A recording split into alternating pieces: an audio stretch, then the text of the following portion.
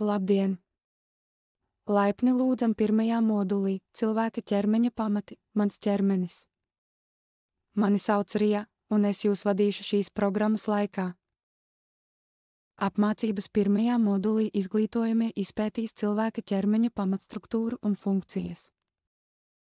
Izglītojamie iepazīs galvenās cilvēka ķermeņa daļas, tostarp galvu, rumpi un ekstremitātes. Tāpat skolēni atklās, kā šie orgāni un sistēmas darbojas kopā, lai veiktu tādas būtiskas funkcijas kā cirkulācija, elpošana, kustība un gremošana.